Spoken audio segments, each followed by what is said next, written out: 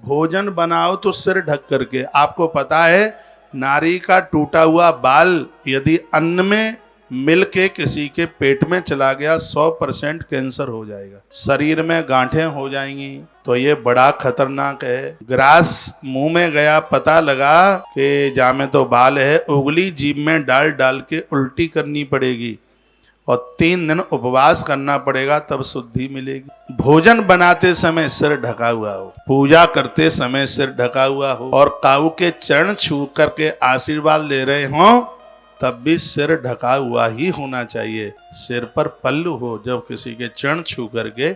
पहले की तो बात ऐसी थी, जब किसी के पांव छुए जाते थे तो साड़ी का एक छोर हाथ में लेकर के प्रणाम किया जाता था। हाथ में साड़ी लेके प्रणाम किया जाता था तो सामने से आशीर्वाद मिलता कि इस घर में साड़ी पहनने वाली बहुओं की कमी नहीं रहेगी।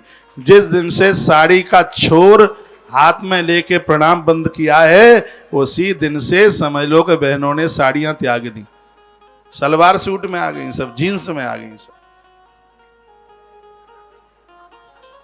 ऐसे बहनें ऐसे चरण छूती थी, सामने से आशीर्वाद मिलता था और वो आशीर्वाद कहता था इस घर में साड़ियां पहनने वाली बहुओं की कभी कोई कमी न रहे।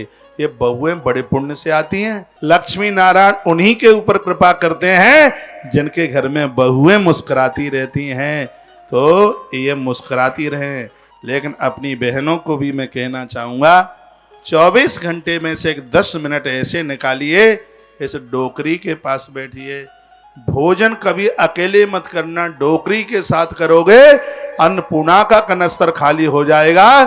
छाती ठोक के कह रहा हूं, आपकी रसोई में राशन में कमी नहीं आएगी। सासू माँ के पास बैठकर चाहे सूखी खाओ, गीली खाओ, रूखी खाओ, चाउमीन खाओ, कलाकंद खाओ, जो कछु खाओ, डुकरिया के पास बैठ करके खाओ। अब दूर खाएगी तो इसका तो माला जपने में मन नहीं लगेगा, टुमुक टुमुक करके देखेगी, पता नहीं का खाए रही है, का खाए रही है।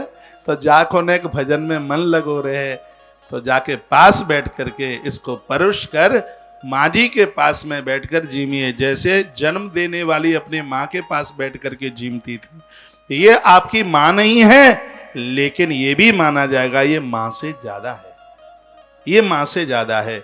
इसके ऋण से बहुएं कभी मुक्त नहीं होती। अब देखो डुकरियां कितनी खुश हो रही हैं, लेकिन ऐसी तो बनो कि बहू तुम्हारे पास बैठ करके जी में।